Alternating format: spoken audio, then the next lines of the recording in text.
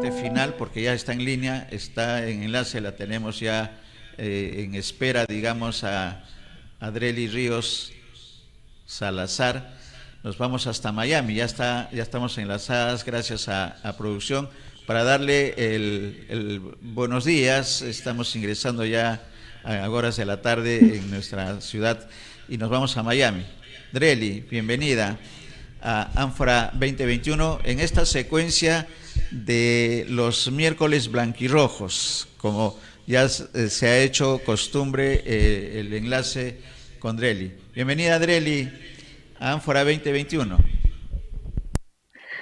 Muchas gracias, Néstor. De hecho, estaba concentradísima escuchando con lo que dijiste y me encanta que tengan la participación de expertos como el señor Aramburú. Exactamente, para los problemas grandes no existen soluciones fáciles y en realidad la solución fácil tampoco viene de un solo lado, en realidad tiene que ser una solución concertada. Tomando el hilo de las recomendaciones que pude escuchar sobre el sector agrícola, me quedé sumamente enganchada porque creo que si no nos damos cuenta que el mundo ha cambiado actualmente y las oportunidades que se presentan, no vamos a poder aprovechar los recursos que nosotros tenemos y esa frase que a mí me decían desde niña el Perú es ¿cómo es? Que es un millonario sentado sobre un banco de oro o algo así, entonces vamos a seguir con las mismas taras de todos los tiempos. La economía ha cambiado, es totalmente diferente, los negocios se hacen de otra manera. De hecho, perdón, no voy a enfocar mi cámara de una mejor forma. De hecho, aquí en Estados Unidos, por ejemplo, se está tratando de impulsar el sector agrícola, considerando también a la población que pertenece a la población inmigrante como tal, porque si bien es cierto, como dije, la mano de obra no es en el sector agrícola aquella persona que solamente se remanga las mangas para ponerse a trabajar o cultivar tomates, en estos momentos el sector agrícola como tal piensa potencializarse y dar un giro a tal punto de que el gobierno está muy interesado, el gobierno actual está muy interesado en poder destinar una buena cantidad de recursos, en principio para el área de investigación, porque de allí tenemos que partir las mejoras, para el área de innovación, para aquellas propuestas que puedan no solamente ser novedosas, sino sostenibles en el tiempo, porque de una u otra forma tenemos que mirar hacia el futuro y sobre todo porque en estos momentos Estados Unidos está, les puedo asegurar, con la vista bien clara hacia un mundo mucho más sostenible. No sé si esto se está desarrollando específicamente en el marco de los Objetivos de Desarrollo Sostenible. Lo cierto es que las economías verdes son las que van a primar dentro de los próximos años a nivel de todos los países y sobre todo considerando las estructuras que nosotros tenemos. Para hablar puntualmente del caso de Perú, nuestra riqueza es indudable. Veía que con mucho orgullo muchos peruanos decían, bueno, nuestra papa va a estar en la NASA y yo me puse a investigar, ¿será esto una noticia nueva? No, era la noticia que la habíamos visto creo que del año 2019 o un poco más atrás probablemente, no me acuerdo, pero en la cual la riqueza que nosotros tenemos a veces no es reconocida o valorada por nosotros mismos. Tienen que venir otras personas, insisto, basándose en la investigación, en la innovación, para que puedan reconocer todos esos valores agregados que nosotros tenemos, como en el caso puntual de la agroindustria como tal, ¿no? Correcto, Dreli, y yo agregaría también un tema que le propuse a Rusela, socióloga y una analista también especialista, consultora internacional en temas de justicia, equidad y también de igualdad, de mirar en esa línea de lo que está haciendo Estados Unidos. También acá en nuestro país creo que se tiene que mirar un poco más también a la Amazonía, esa Amazonía que está esperando todavía una atención real a sus necesidades, pero sobre todo para explotar mejor sus potencialidades.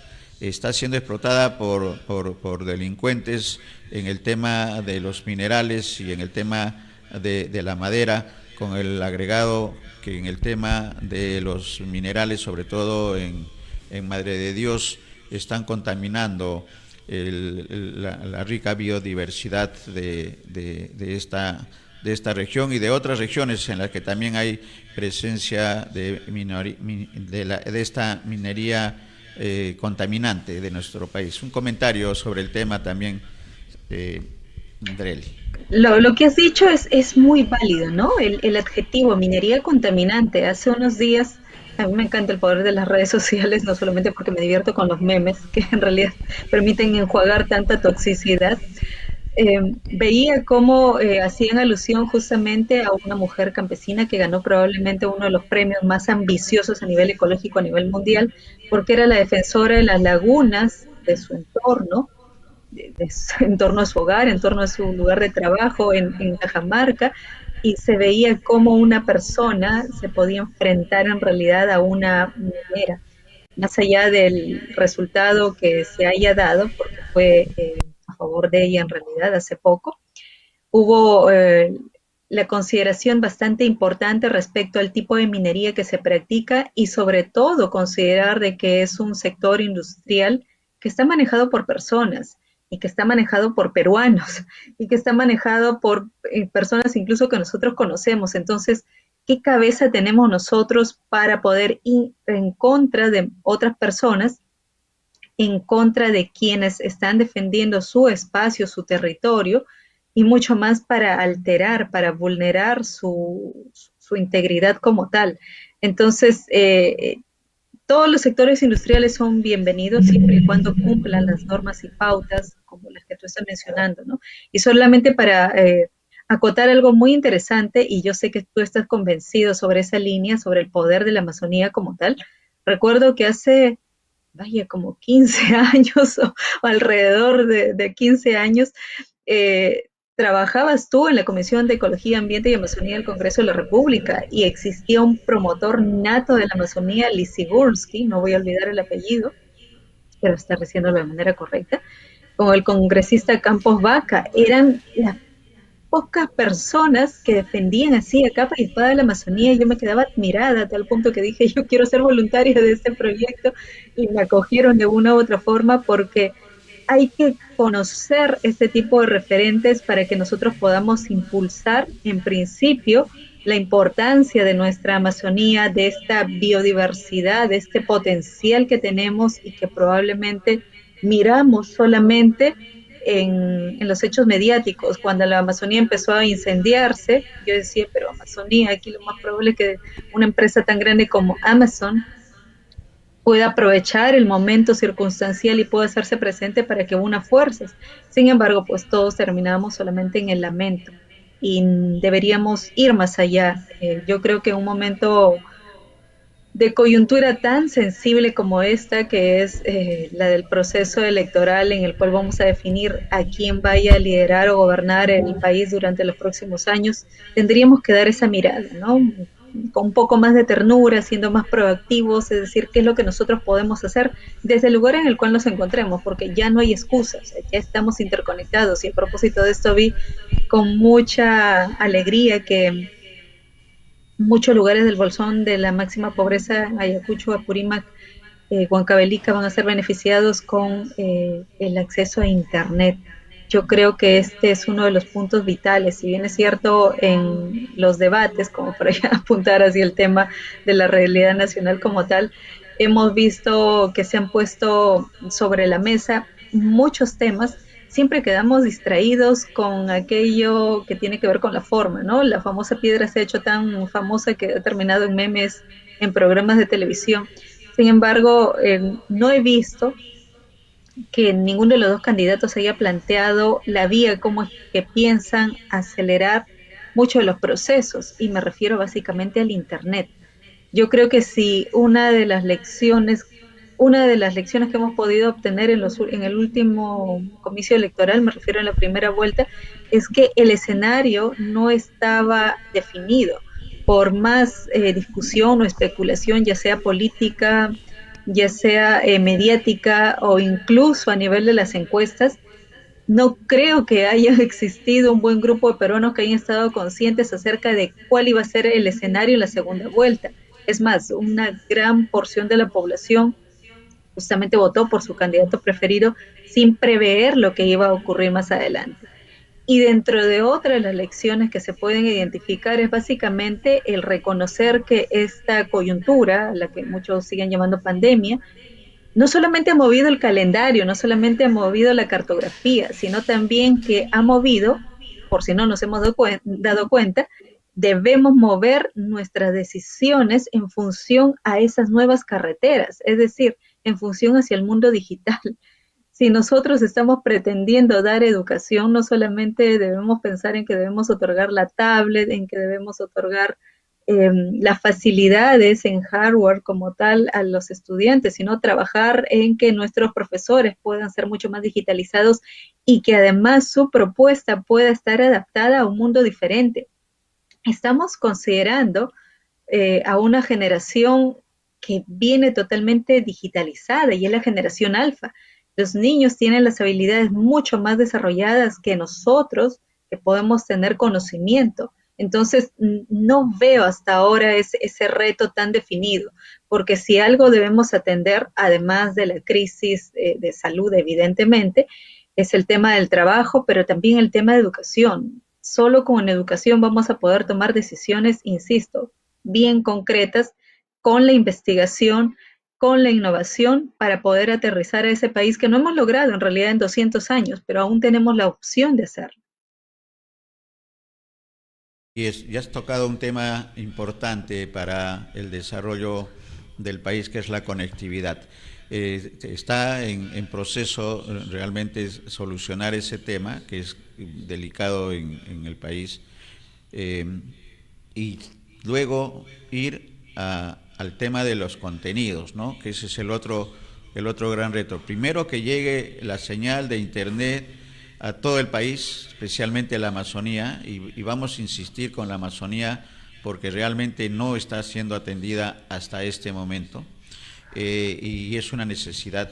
Pero en realidad en las zonas de sierra también hay lugares en los que es imposible en este momento, en este escenario actual, tener la conectividad adecuada. Esa debe ser una de las primeras tareas del Estado, del gobierno, a partir del 28 de julio, acelerar esos procesos. Pero viene un segundo reto que compete, creo que a toda la población, a toda la ciudadanía, sobre todo a las entidades especializadas en el tema, que es sobre todo educación, que es el contenido.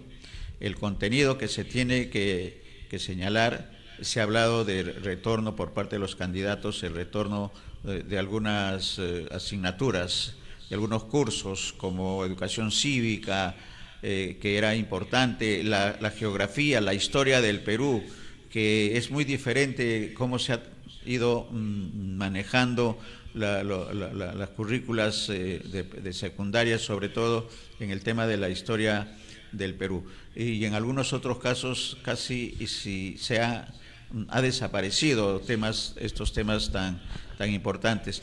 Pero en el macro creo que el contenido tiene que ser incluso también para las universidades, Dreli, que en estos tiempos tienen una responsabilidad social importante que cumplir con la sociedad, con su entorno, y esos son los retos de ahora, los cambios que se tienen que dar en el tema de la educación, que resulta importante para el desarrollo individual de las personas, para poder diferenciar lo bueno de lo malo, porque la conectividad también trae, como tú bien has dicho, también algunos peligros, la manipulación y la presencia de información falsa que tiene que manejarse eso con quienes reciben el material para que puedan diferenciar lo bueno de lo malo. Y en ese escenario los memes cumplen, como tú bien dices, una función de distracción, de entretenimiento, cuando son bien hechos y con mucha inteligencia, ¿no? Que un poco llevar a la sátira y al humor algunas situaciones que puedan resultar siendo críticas, pero que con el optimismo que debe caracterizar al ser humano hay que enfrentarlo. Dreli.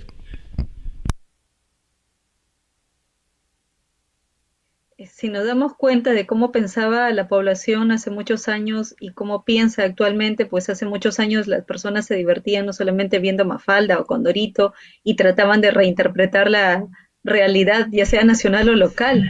En los últimos tiempos esta situación ha cambiado, o sea, como puse el ejemplo, ¿no? De la famosa piedra. Entonces, aprovechemos esos espacios para construir. Yo creo que si algo no solamente ha impulsado esta coyuntura, básicamente nos ha empujado a dividirnos, quiénes son de izquierda, quiénes son de derecha. Y probablemente muchas de las personas incluso tienen vergüenza de decir que son de izquierda o de derecha porque estamos mirando al personaje y no estamos mirando en realidad hacia la tendencia política o hacia la corriente política como tal. Creo que aquí debemos reflexionar en principio que el tener una posición política no implica el apoyo o no implica la negación de la otra. La política justamente es un arte de la negociación y la negociación debe estar puesta en función a los intereses de la población, de un territorio como tal. Entonces, claro, suena muy bonito decirlo y cumplirlo es como que muy retador.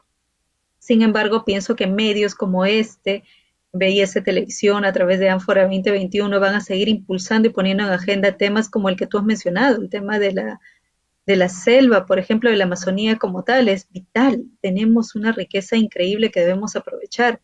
Sin embargo, para volver al tema de las elecciones como tal, hay algo que también quería acotar respecto a la elección que nosotros debemos tomar en cuenta, es respecto al tema del ausentismo.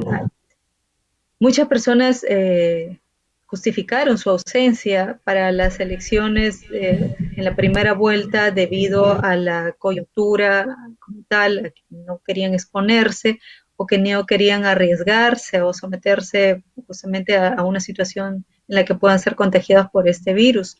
Sin embargo, aquí, por ejemplo, en Estados Unidos, lugar como en muchos otros países del mundo donde están peruanos en el exterior, y donde se ha venido registrando el ausentismo frecuente en las elecciones.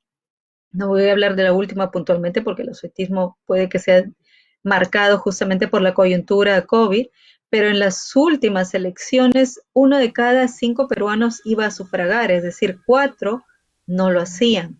Más allá de la razón por la cual no lo hacían, si algo he podido constatar, no solamente en conversaciones, sino en las investigaciones que trato de hacer en los diversos grupos de peruanos en el exterior a los que pertenezco, en donde, por cierto, también la piedra viene y va, es que muchos peruanos están mostrando su interés para votar. Muchos peruanos están diciendo cómo hago para votar, existen mesas transitorias, ¿por qué no existen? ¿Dónde se va a votar? Etcétera, etcétera. Desafortunadamente, si no se ha hecho la actualización del registro de domicilio a tiempo, no se va a poder ejercer este derecho ciudadano. Sin embargo, es una buena oportunidad para que aquellos que no hayamos logrado establecer este estatus podamos hacerlo. Estamos invitados para que todavía podamos hacer el cambio en las siguientes elecciones si es que en realidad queremos expresar nuestro voto ciudadano. En el caso de Miami puntualmente, si bien es cierto, anteriormente se realizó en unas instalaciones cercanas al aeropuerto de Miami por la posición estratégica, este lugar era relativamente pequeño frente al que actualmente se va a implementar para la segunda vuelta. La diferenciación está en que, bueno, desde la zona del aeropuerto ahora lo han pasado a Miami Beach. En Miami Beach se va a realizar uno de los centros de convenciones, y es que no es el más grande de Miami, es el centro de convenciones que tiene un espacio mucho más grande, mucho más habilitado, y se espera que la afluencia también sea masiva. De hecho, estuve revisando la información del consulado y pude constatar incluso de que dan las facilidades para que las personas puedan tener una hora de estacionamiento totalmente gratis. Ojalá que el público en este caso se incremente, porque también si otra de las cosas que pude observar es que existe un buen para poder ejercer esa vigilancia durante las elecciones. No solamente se está convocando a personeros, valga la aclaración, de un partido político no encontrado de otro partido político para que puedan velar por la integridad de los votos, sino también se está convocando a voluntarios para que puedan ayudar en este proceso. Yo pienso que en cualquiera sean las convocatorias, la idea está, o el espíritu radica en mantener la transparencia de las elecciones. Con esto se augura de que el grupo o el número de votantes en el exterior se incremente. Y ojalá que pueda ser un punto de partida para que las siguientes elecciones también se pueda mantener por lo menos el ritmo, el nivel, y que poco a poco podamos integrarnos en todos los procesos electorales, más aún cuando ahora tenemos 2 candidatos miento, 2 representantes de la República quienes van a representar, valga la redundancia, los intereses de los peruanos en el exterior. Exactamente, Dreli, y en esa línea, el día de ayer nosotros dimos a conocer un mensaje del embajador nuestro en Estados Unidos, Hugo de Sela, haciendo primero un informe a los ciudadanos peruanos residentes en Estados Unidos de la confirmación que los locales de votación habían sido ya asegurados en su totalidad, y hizo una invocación, un pedido que justo está en la línea de tu comentario, pidiendo que acudan a votar, que no hay ningún problema con los locales y que esperaban una mayor presencia de electores peruanos que el que ha tenido en primera vuelta, porque en realidad el ausentismo en todos los países donde los consulados han sido los impulsores para este acto electoral de primera vuelta, había sido bastante reducido, y que se esperaba, y por la democracia y por la importancia que significa esta segunda vuelta, acudieran a votar. Y ese fue el llamado que hizo el embajador Hugo de Sela en su mensaje que ha hecho y que ha realizado a todos los electores peruanos en Estados Unidos. Sí, y te agradezco a ti por haberme compartido esa información porque creo que esa debería ser la mirada, ¿no? La mirada integradora. Estamos en realidad unidos no solamente por nuestra blanquirroja como tal, sino porque en realidad eso implica deberes y derechos y porque la decisión que se tome en nuestro país hay que reconocerlo, no solamente va a impactar a nivel de los peruanos que están dentro del territorio, sino también en otros países.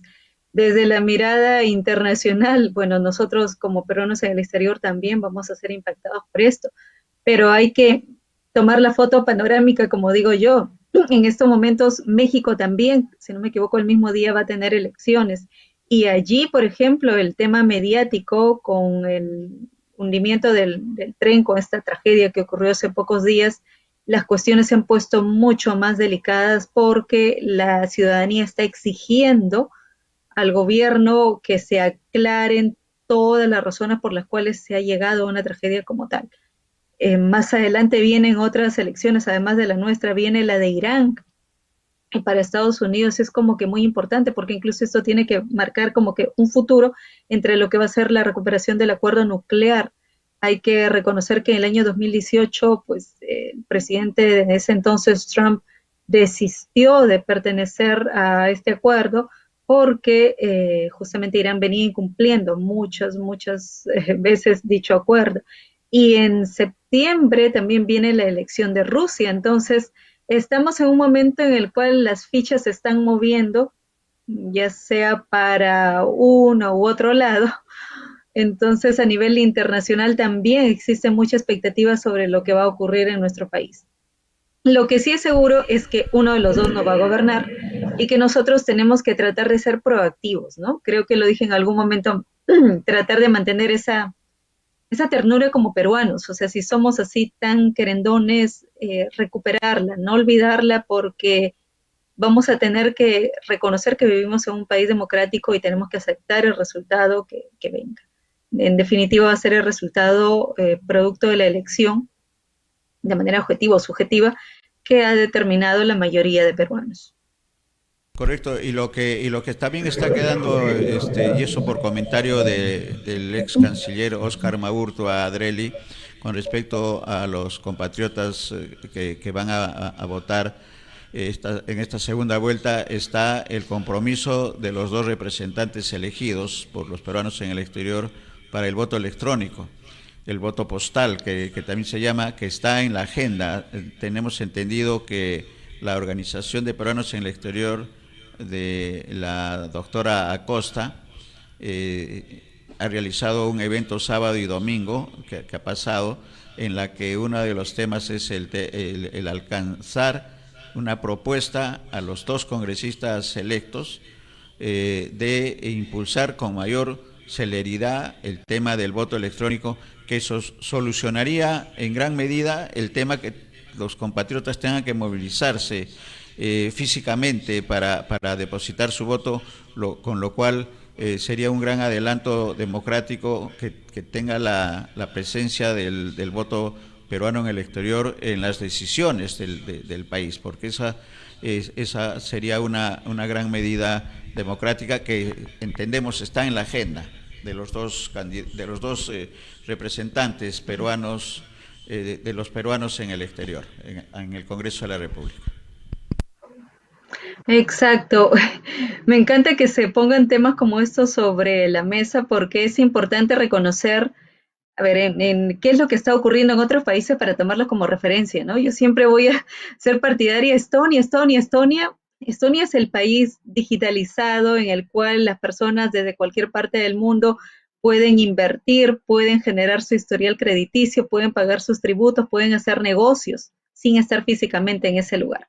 Entonces, si Estonia lo está haciendo, hay que aprender cómo es que ellos están haciendo. No estoy diciendo que ellos estén haciendo el voto electrónico propiamente dicho. Aquí en Estados Unidos, por ejemplo, se hablaba mucho del voto electrónico. De hecho, existe un grupo al cual yo trato de observarlo eventualmente porque ellos están fuera del territorio en el cual el alcance hacia una zona de sufragio es complicada. Entonces, aquí mismo también se dijo, y esto lo dijo la empresa privada en Amazon, cuando los trabajadores quisieron unirse para fortalecer o crear un sindicato y querían elegir a sus representantes a través del voto digital, Amazon le dijo, bueno, en realidad no estamos seguros de que pueda existir la seguridad propiamente dicha que garantice la efectividad de la elección. Entonces no la vamos a aceptar. Más allá de que sea justificado o no esta razón, es bueno también tenerla en consideración, porque también en el mundo actual, si algo va a surgir como novedad y que puede ser adoptada por procesos en los cuales se necesita la integración de más peruanos, y me refiero puntualmente al proceso electoral, es la tecnología blockchain. En realidad hay que explorar, hay que convocar a estas empresas, que tengo entendido ya existen empresas peruanas, a que muestren cuáles serían las alternativas para que nosotros efectivamente podamos registrar nuestro voto de manera fidedigna, de manera legal y evidentemente con la garantía y el respeto que se le vaya a dar a nuestra decisión ciudadana. Podríamos ir más allá. Yo creo que este es un gran desafío que Perú puede tomarlo en cuenta, insisto, a nivel del mundo digital. Aprovechar todas las oportunidades, tener la humildad en reconocer que existen experiencias exitosas que están funcionando, hacer las recomendaciones llevadas a la práctica, implementar las mejoras, pero partir de allí.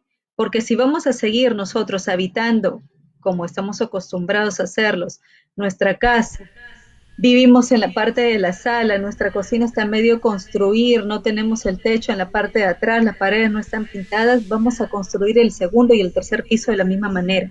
Tenemos que tener los cimientos bien claros, bien establecidos, para que recién empecemos a construir el segundo, el tercer piso. Caso contrario, nos va a costar mucho más. Y el pago, pues no lo vamos a hacer nosotros, lo van a hacer en realidad las generaciones que vienen más adelante. Exacto. Exactamente, exactamente, esa creo que es la preocupación y los objetivos que se tienen que tener. Vamos a escuchar, si nos permites, Dreli, porque es un mensaje breve de la invocación, la información y el pedido que hace el embajador Hugo de Sela, el embajador nuestro en Estados Unidos, a los electores peruanos radicados en Estados Unidos sobre la situación de las elecciones de este domingo 6 en Estados Unidos. Adelante, producción.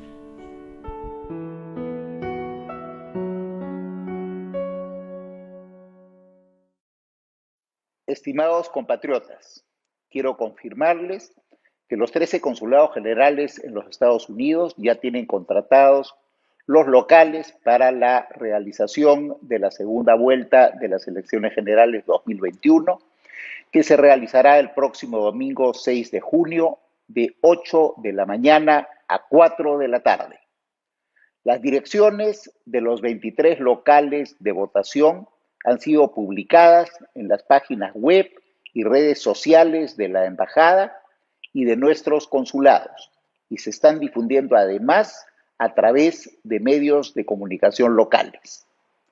Nuestros consulados darán todas las facilidades necesarias para que los peruanos residentes en Estados Unidos ejerzan su derecho al voto, incluyendo en particular el respeto de los protocolos sanitarios y de seguridad. Quiero invitarlos entonces a hacerse presentes el 6 de junio en sus locales de votación para ejercer su derecho a elegir a nuestras autoridades y así asegurar que la voluntad popular sea expresada. Hago también un llamado a todos aquellos compatriotas que deseen presentarse como voluntarios para apoyar la labor de los consulados y así colaborar con el desarrollo ordenado del proceso. Para ello, deben tomar contacto con los consulados generales de su jurisdicción. Contribuyamos todos a que este 6 de junio sea una verdadera fiesta electoral, donde los peruanos podamos expresarnos a través de nuestro voto. Los esperamos. Muy bien, comentarios, Drely, a estas puntuales expresiones del embajador Hugo de Sela. Yo creo que es alentador el poder escucharlo porque significa de que ya toda la parte logística está implementada y que lo que corresponde básicamente es poder ejercer ese derecho ciudadano. Escuché en los últimos días y leí también en los últimos días a través de las redes que ya se está especulando sobre el fraude sin haber llegado a las elecciones. Entonces, implica mucha responsabilidad, ¿verdad? El hecho de discrepar con la posición de otro, insisto, esa generación de temor cuando ya se interioriza en uno es la que crea esa sensación de perder. Entonces, si vamos a empezar a hablar de fraude desde ahora, miren lo que ocurrió en Estados Unidos. Entonces, miremos esas experiencias y sobre todo podamos ver las cosas de manera positiva. Si ya nos están diciendo que nuestras autoridades están garantizando no solamente las instalaciones de las mesas, aquí en Estados Unidos, por ejemplo, la flexibilidad en cuanto al acceso y a la implementación de las mesas probablemente es mucho más favorable en el sentido de que no van a existir restricciones como las que ocurrieron en Chile o en Venezuela, por ejemplo, durante la primera vuelta, en las que las personas, por más voluntad que hayan tenido de ir a sufragar, no pudieron hacerlo ya que quedaron cancelados los escrutinios por el COVID, evidentemente. En este caso parece que toda la parte logística ya está lista y lo que se prevé ahora es, bueno, la atención en casa, ¿no? Tengo entendido que las elecciones, como lo dijo ya nuestra autoridad, van a ser de 8 de la mañana a 4 de la tarde. Tomemos las medidas del caso pertinentes, las medidas de seguridad básicas, busquemos desde ahora nuestro lugar de votación y sobre todo evitemos esos rumores ya innecesarios de que si va a haber fraude o no va a haber fraude, lo único que hace es incrementar el temor y no debemos dejarnos guiar o que gobierne el temor las decisiones que nosotros vayamos a tomar, que sean mucho más responsables y que sean analíticas en realidad, no solamente mirando la coyuntura actual, sino mirando los hechos, incluso los hechos últimos, ¿no? Cuando empezó el Perú a sentirse como que con un malestar mucho más intenso, más agudo, ¿qué es lo que ocurrió?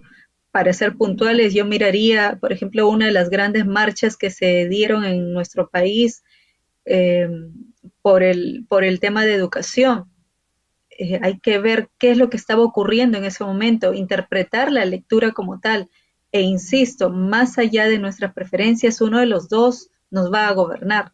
Y allí nosotros tenemos que ser democráticos y tratar de sumar la vigilancia ciudadana, nos guste o no nos guste el candidato.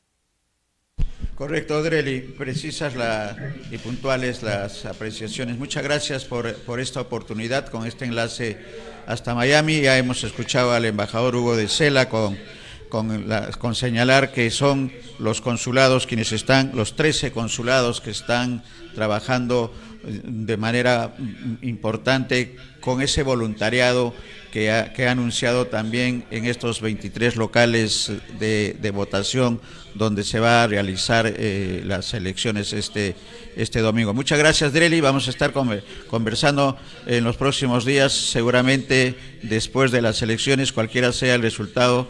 Lo cierto es que somos un país con mucha potencialidad, somos optimistas del futuro de nuestro país, que es una tarea de todos, es una tarea no de quien asume el gobierno, sino de todos los peruanos. En este año del Bicentenario creo que debemos de superar ese mito, ese dicho de que el Perú es un mendigo sentado en un banco de oro. Creo que esa debe ser la tarea de todos los peruanos. Muchas gracias, Drely.